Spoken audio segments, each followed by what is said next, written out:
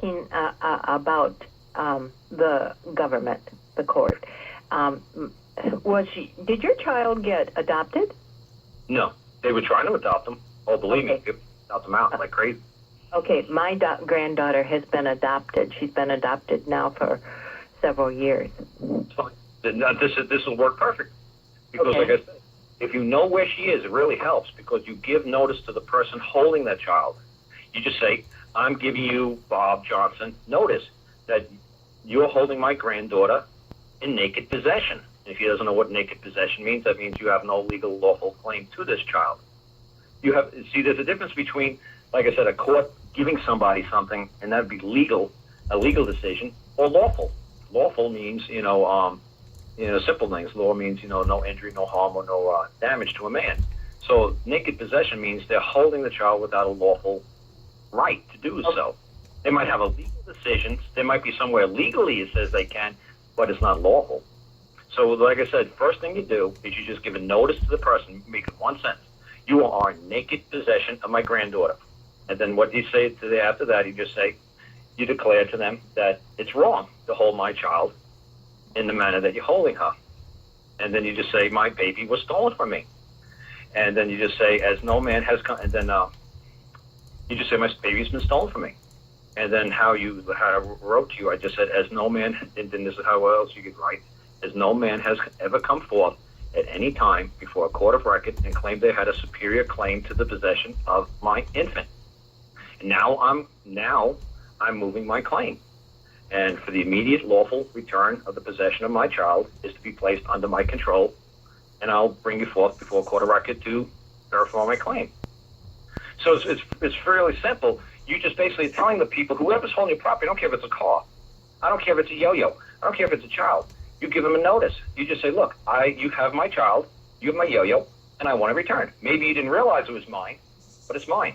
Even though you might have got it through some sort of legal process, no man has ever come forth into a common law court of record and verified under oath of affirmation that they had the right to possess my child. But I will do that because the highest court in this land is a court of record. And this country moves under the common law. And I sent that to Angela last week, the federal website that said all state courts are common law courts. So when I hear these people arguing me all the time about administrative courts, equity, and all this other nonsense, it's like, well, it says right at the federal website. If you turn to page 1 of the federalcourt.org website, gov, it says all state courts are common law courts. So where can I get my child returned to me? Through a common law court. And the common law is, if Granny says that's her baby, the other man is going to have to come forth, and now he's going to have to claim that that's his baby, that he has more right. So then you just move before a jury. You get that judge totally out of the picture. So like I said, this is the nonsense that I had to deal with. Believe me, I know the nonsense. I went through 9 judges through the administrative process the same exact way you're going through. And you're saying, well, this is the government. You put the government back where they belong. You put them just as a referee before a common law court of record. They're just going to be recording what happened at that trial before a common law court. Yes, because I know they're supposed to just be a referee, but they're not. That's not what they do. Well, that's what I said. The way I'm doing it is way too simple. All you do is give notice to the other side that if they don't return your child, you're going to charge them $1 for every second that they're holding naked possession of your child. Unlawful. Does that come close to Trezevant versus Tampa? I don't really do like those cases like that.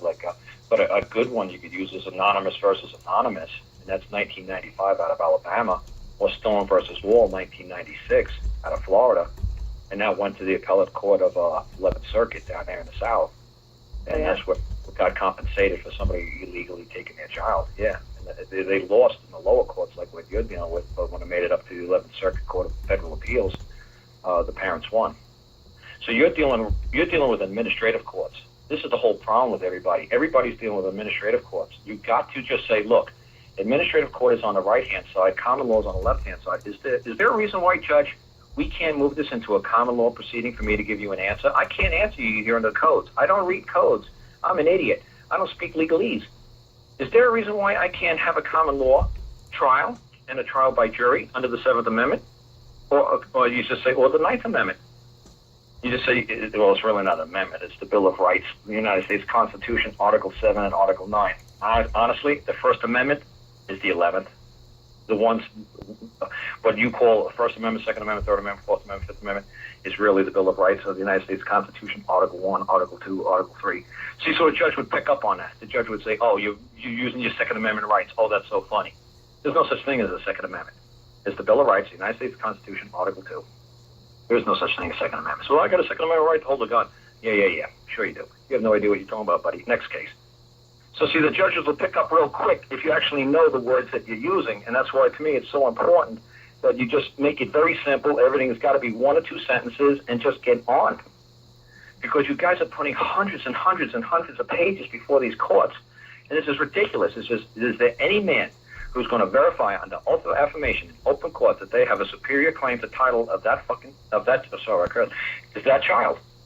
I know no man is going to come forth and claim that they have a superior claim to that child. That child is the property of my family. That yo-yo is my family's property. We built that chair. We grew the tree. We cut the tree down. We could show you when the chair was half built. We painted that chair. Out of our labor, we produced that chair. That's our issues. You can't take our issues. You can't take our property. We never consented. Can somebody show us where we consented to turn that chair over to anybody? Oh, did they ask you to sign a contract, or did they ask your daughter to sign a contract to put the child into the state's custody, like a safety plan or something? They asked my daughter to sign away her rights. She told them to drop dead. Okay, so how did they put the child into custody? Was she found criminally guilty of something? No. She was ill. No, they did not charge her with any criminal. And this is one of the things that our organization here in the state is trying to get the legislature to change. You know, you can't. No child should leave a parent unless there's a criminal complaint and conviction. You know, they may take the child and move them to a relative if they fear, you know, that the child would not be safe. But you don't snatch a kid. Well, there's only 2 ways you can take a kid. There has to be a verified criminal complaint on record with the sheriff's department or with the county prosecuting's office. And if you're saying there is no criminal complaint, the only other way they could have done it would have been based upon a contract. She had to sign something. Well, she probably signed a parenting plan, which is something that is always done with a contracted agency of CPS. You know, they always get you to sign this plan. Well, you're going to go to this class, that class, et cetera, et cetera. She probably signed that because everybody is stupid at that point of the game and signs. Yeah, well, that's the only good thing about me is that I never signed, and they just kept telling me if we just signed that plan that the child would be returned immediately. And I said to the judge says, are you crazy? All you have to do is sign a piece of paper. And I said, look, I don't make a deal with the devil. I said, there's some way you're going to screw me in this deal so I don't sign anything. They said, look, it'll be all over. You'll have your child back. You don't have to come here no more. I went to trial 30 times. But like I said, ma'am, it's very simple. In Alabama, it's under the 660 administrative codes. And it's like 660-5-17B. It says if the parent signed a contract, a safety plan, like a parenting class thing, with the state, all the parent has to do is come before the court and wish. The actual word is wish. And wish to have the child, and the child must be returned immediately. I mean, I'll actually send Angela that actual code. And it sounds almost ridiculous that the courts and the states actually use the word wish. But it's that simple. Your daughter just never went to court and say, I wish for the immediate return of my child. She's done everything else. She's got an attorney. She's filed all kinds of briefs and paperwork and hundreds of pages of nonsense, when all she had to do was go to court and make a wish. That's what Bill Thornton says. He says, you know, if you make an objection in your case and the judge says on what grounds, all you have to come back with is it's my wish. Right, and I really studied that word. I actually found it in a lot of administrative codes and a lot of statutory codes that if a man makes a wish, it must happen immediately because you're putting the government in their spot, that they're your public servant. You are the master. You are the public. They serve you. So is that your wish? Watch, like I said, some of these YouTube videos, and you'll watch the judge ladies say to the people, do you wish to be sentenced today? And people are stupid. And they say, well, or do you want to come back and spend another 6 hours in court? It's like, okay, fine. You're consenting to let them run you over like a freight train. And then they can do whatever they want because it's like, oh, okay, I'm the genie. I get to make you made your wish. Okay, here you go. It's like, yeah, okay, well, I wish to go home. And it's like, well, that's not an option today. It's like, well, who's claiming that, I can't take my child home today? Who's got a superior claim to this child other than me? The state can't claim the child. It's not their property. Say, oh, show me where you produced this child. Was that the fruit of your labor? Did you build that chair? No. Then who gives you the right to take my chair? That's private property. You can't interfere with my right to property. That's a huge constitutional protection that the state can't interfere with your right to your property. And if they do take your property, you could sue them for interfering with your rights to property without just compensation. That's like I said. If you read the Alabama Constitution, it says that the state of Alabama cannot be made liable for a suit at law at any time. I mean, and it said, and it's so funny. In 1996, it says the Alabama Supreme Court said, well, you can sue the state of Alabama if your property was taken without just compensation. Yes, Section 14 of Alabama's Constitution states not to be made defendant, that the state of Alabama shall never be made a defendant in any court of law or equity. In 1996, it said, no, the state of Alabama can be made a defendant in any court of equity if the man's property was taken without just compensation. So you say to the state of wherever you live, okay, you took my property. Did you just give me just and fair compensation? I claim my child is worth $1 million. Did you give me $1 million yet? Well, no. Well, now I'm making my claim for the compensation. You took my property, right? Okay, that was my property. Okay, you know what I forgot to do? I forgot to give you a bill. I just let you take my property. Oh, did you think it was free? Oh, no. Here's your bill. Here's a bill for $1 million. And like I said, the bill process is simple. Just like I'm doing. I'm giving them a bill for $300 million, for $300 million. I'm giving them a bill. I'm saying within 21 days, if you don't answer, you think this is a joke. All I'm going to do is ask for the clerk of the court at the federal court to stamp the seal of the court on it, and she'll do it. And then if you watch TV at 2, 3, 4, 5 o'clock in the morning, it says, we buy judgments. We'll buy any judgment. If you hard up for money, you got $1 million lawsuit that you want, you need cash quick, we'll come and buy your judgment. So there you go. I'll have a judgment. I will sell that judgment in 20 seconds. As soon as that clerk of the court stamps that seal, if you don't know what the holder of the due course rule means, they're going to have to go after the guy who I just gave that $300 million judgment to. So if the guy with the $300 million gives me $3 million, I don't care. I took the money, and now I'm in Tahiti somewhere. And the governor wants to appeal it. It's like, well, we're going to appeal it. This is ridiculous. It's like, okay, where's the judgment? I sold the judgment. Oh, who's got the judgment? I don't know. Some Chico bail bond in Florida bought it from me online for $3 million. Go sue him. And Chico bail bonds say, I'm the holder of due course. No, you can't sue me. I bought this fair and square on the open market. This is mine. Carl had the judgment. Carl sold it to me. It was Carl's judgment. Carl could do whatever he wants with his property. That judgment was Carl's property. The judge sealed it. It was good enough for us. Carl proved it was his property. The federal court said, yep, that's Carl's property. It's Carl's judgment. Carl got awarded a property. I don't have to keep that judgment for a day or 2 days or 72 hours. I'm going to go online in 10 seconds. As soon as I put this lawsuit stuff in, I'm going to find out who's be willing to buy this, who'd be willing to give me the best offer. Then I want to take the money and say, I'm going to Tahiti. Have a nice time. And they'll say, hey, wait, we're going to appeal this judgment. Yeah, go ahead, appeal it. I don't care. Go buy from Chico's bail bonds. I don't give it. He's the one who's holding the judgment now. I don't know how you're going to get it back from him. I guess you go give him $3 million and he might buy it back from you. But he could turn around, he could sell it. He could have sold it 10 more times. He could be sitting in Hong Kong right now, for all I know. Why the hell do I care? So like I said, you could watch something on YouTube videos. It's holder and due course rule. It's very simple. It's a 2-minute video, 3-minute video. Very, very simple. Watch the cartoon one with the guy in a boat. Very, very funny. Very simple to understand. Holder and due course is called? Yeah, holder and due course rule. It's a song. It's actually some law students put together with their law professor a song called the holder and due course rule. It's incredibly entertaining. It's really funny. It explains exactly what I said. You take that judgment and you sell it immediately. You get rid of that thing. You don't sit on it and say, well, now what do I do? Now I got a judgment for $1 million. Now what do I do? Sell it. I mean, so get rid of it. you had 21 days thinking that you're going to get the stamp from the clerk of the court, right? Because the other side's going to fail an answer, right? Yeah. So get the damn stamp from the clerk of the court. Say, did anybody give an answer? No. Good. Stamp that damn thing for me. Give me a judgment. Yay. Boom. Now go sell it. Like I said, if you watch TV at 2, 3 in the morning, you see it all the time. Does anybody need money fast because your leg got run over by a school bus and you need Here's one that's called the Holder in Due Course Blues. That's it. Fun. Oh, okay. So much it's scary. I'm going to put the link in the chat so everyone can look at it later. Yeah, a whole bunch of law students wrote that. It's not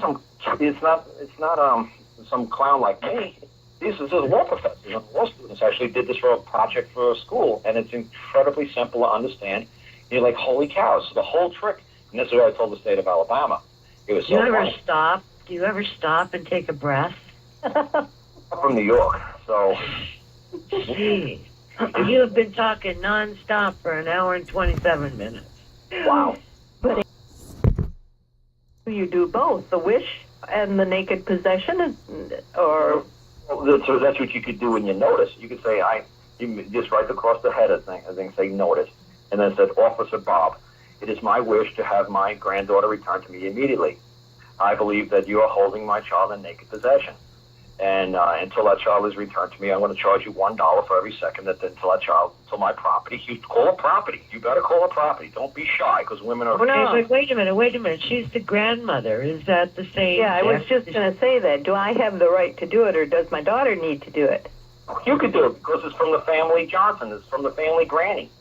You have more claim of that child than that man certainly does in front of a jury.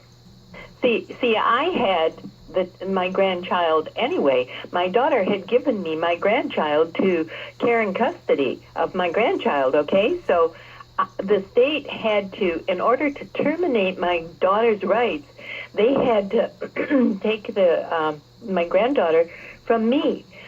And that was wrong, because that took away their subject matter jurisdiction. They had no right to do that. Well, your rights can never be taken away. What they did is they took away her civil rights. See, civil rights are not rights. Your rights can never be surrendered, revoked, or abandoned. You never lose your rights.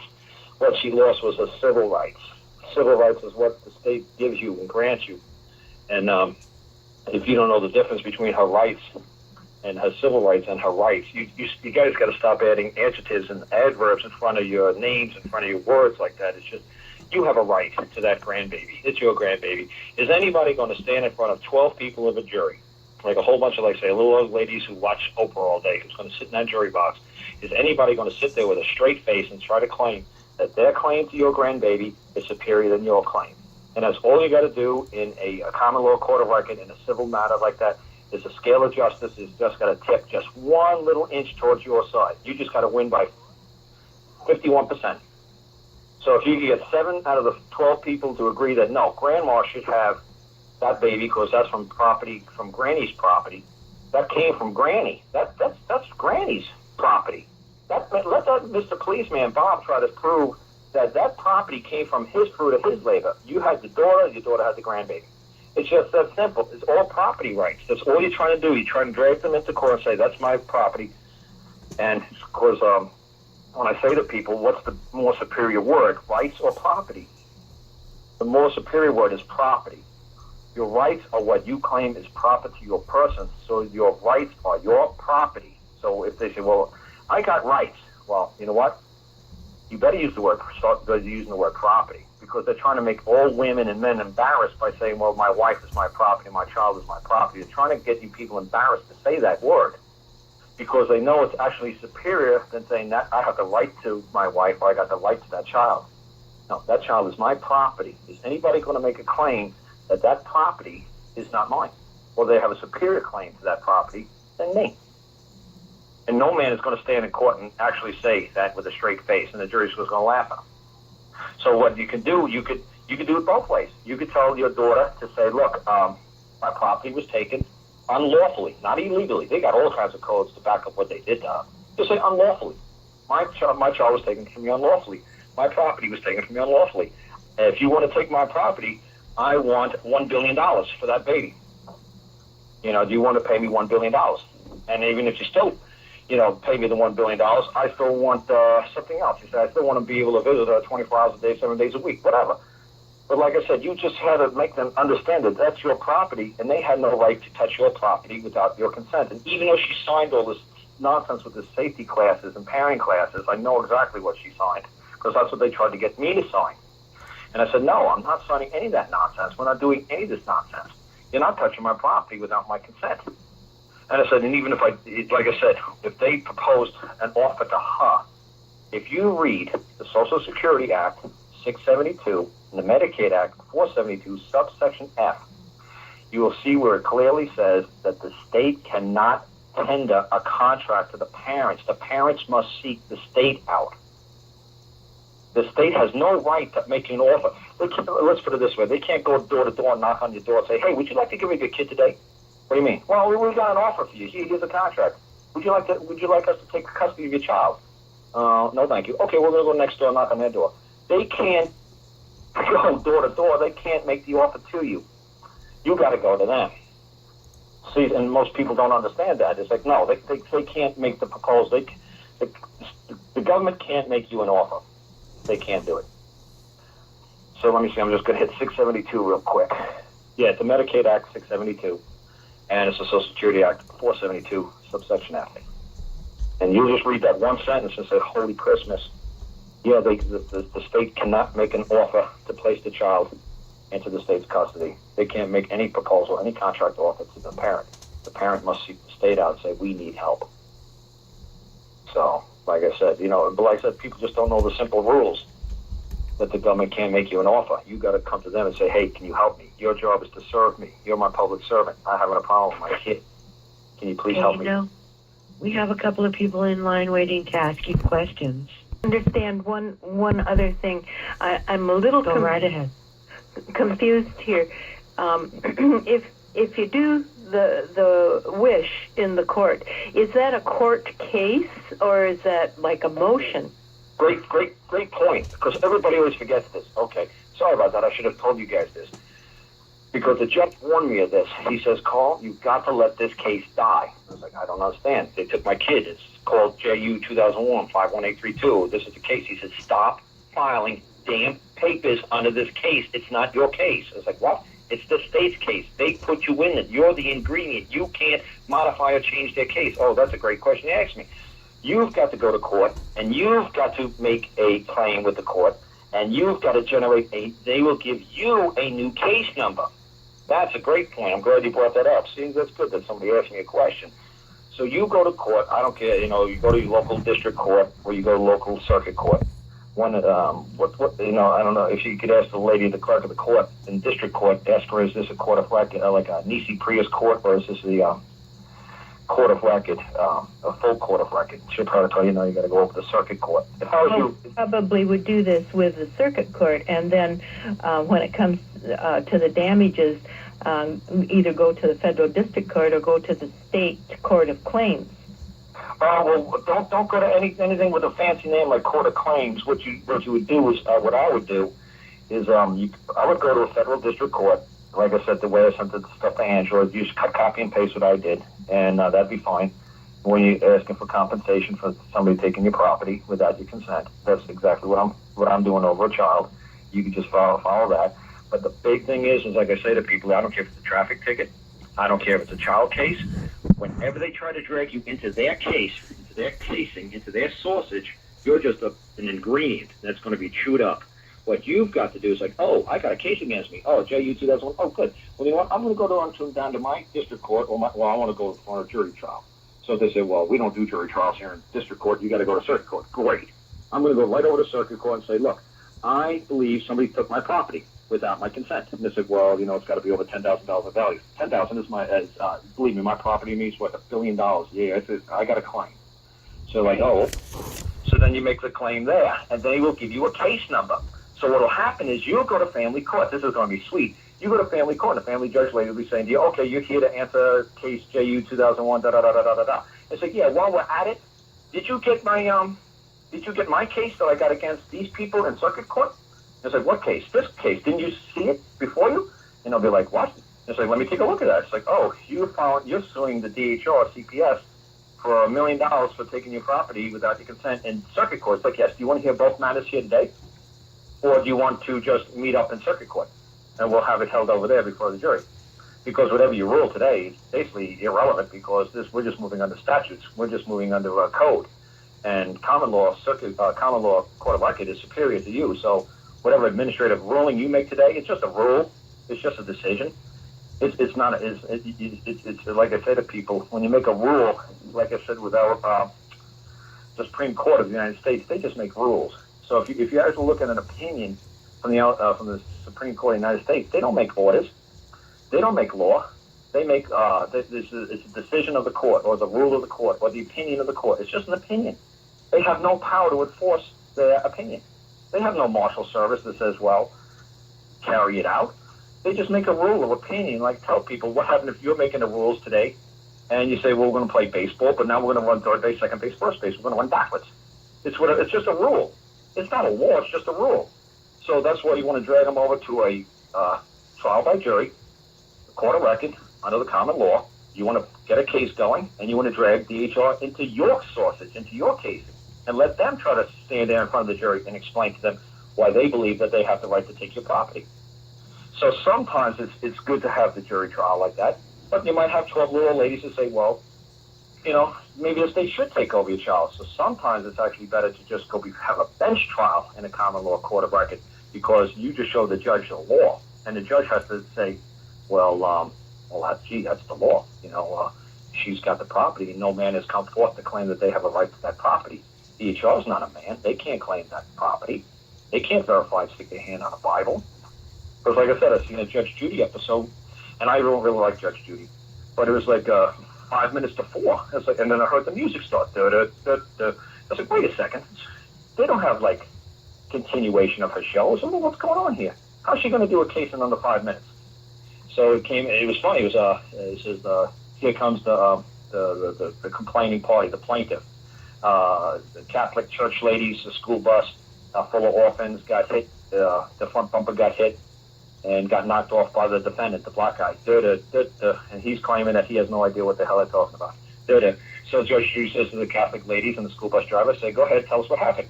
It's like, well, we were going, to a daycare with all these kids, and this guy ran a stoplight. And what are we doing, Carl?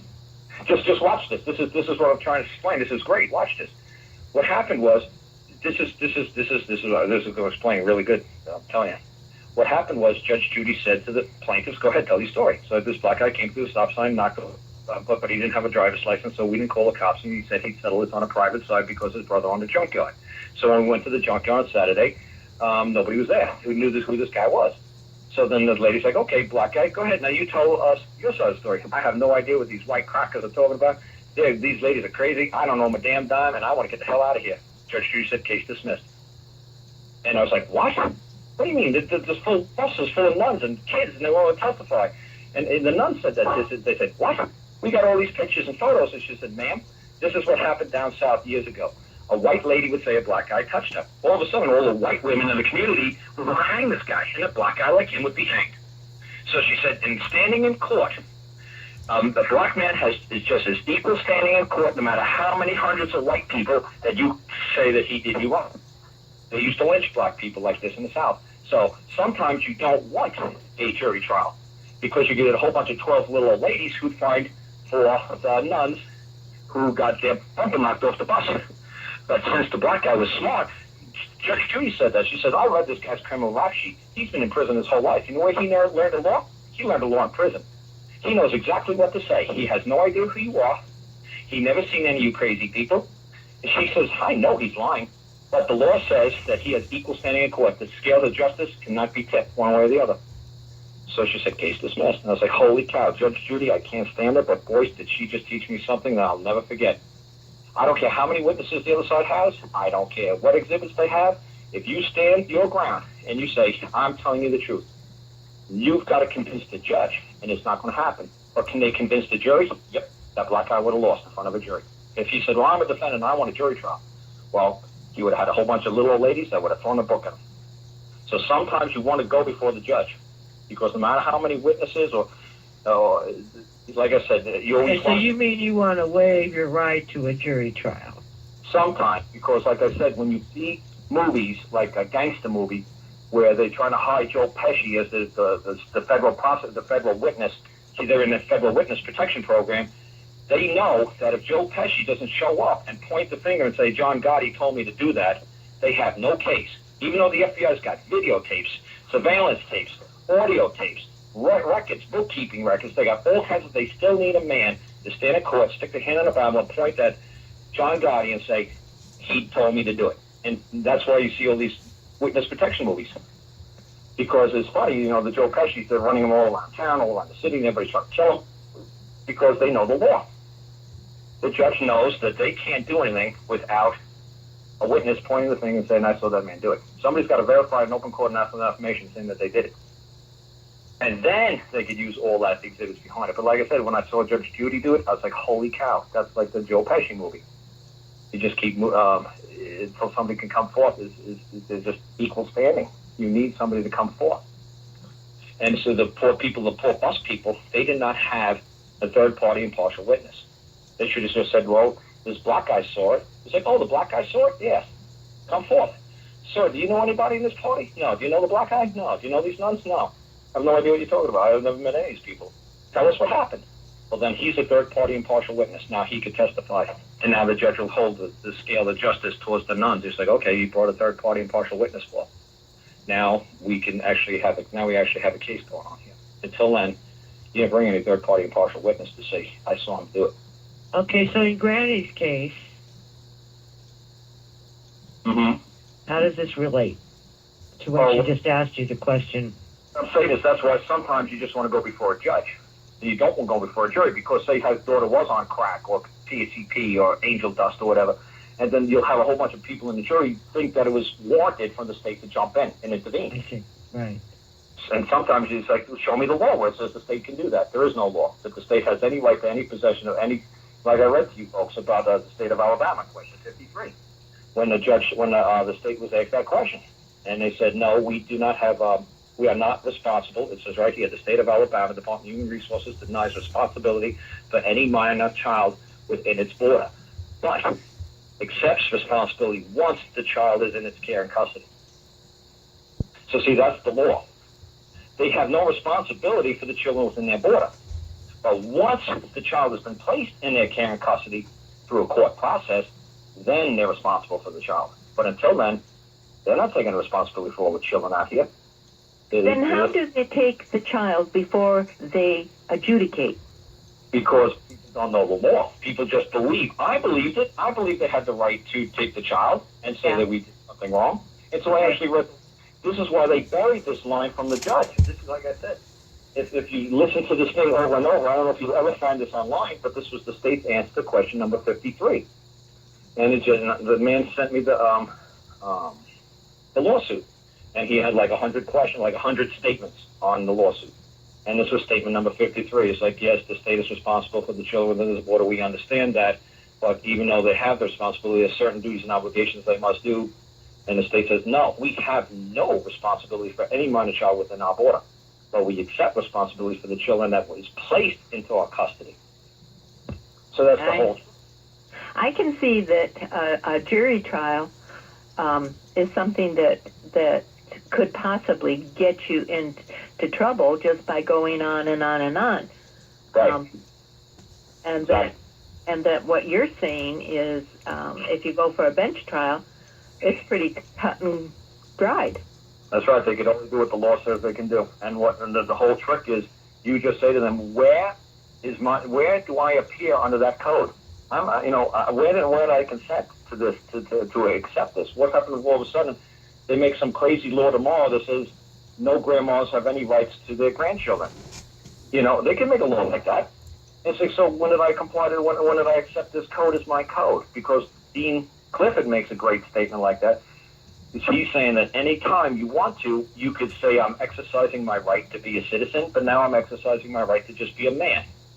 I don't have to be a citizen 100% of the time of my life, because I give people a great example. What happened if we're on Al Jazeera Airlines and some Palestinians take over the airline, and I'm sitting in coach, and they come in and say, all American citizens come forward so we can rip your throats out and throw you out of the plane? Am I going to say I'm a U.S. citizen? No, of course not. So I'm gonna. So just because the judge says you're a U.S. citizen, you can say what? So you rip my throat out? I'm not gonna say anything. Well, what's the meaning of the question? I don't understand where you're coming from with this. All I know, I'm talking about I want a baby returned to me. What does me being a U.S. citizen, not being a U.S. citizen, have to do with anything? So I just try to avoid the questions like crazy. And like I said, if you listen to Gordon's whole show about 2 weeks ago, he started cursing at me like a drunk sailor. And he, in the beginning of the show, said, I've made a promise to my children that I won't curse no more. And then he just ripped into me because he tried to play the judge. He tried to get me to say I'm a U.S. citizen. Do I have a driver's license? I said, what does that have to do with the matter at hand? That is totally irrelevant. Now you're just searching for, what are you doing? You're just fishing for an answer? What does this have to do with the matter at hand? I thought you said I was trafficking cocaine. I thought you said I was being busted with 10 pounds of cocaine or pot in my possession. What does this have to do with the matter at hand if I have a driver's license? Well, I want to know if you're a citizen. What does that matter? Can you tell me, is somebody claiming that by me having 10 pounds of cocaine in my house or in my car caused them an injury?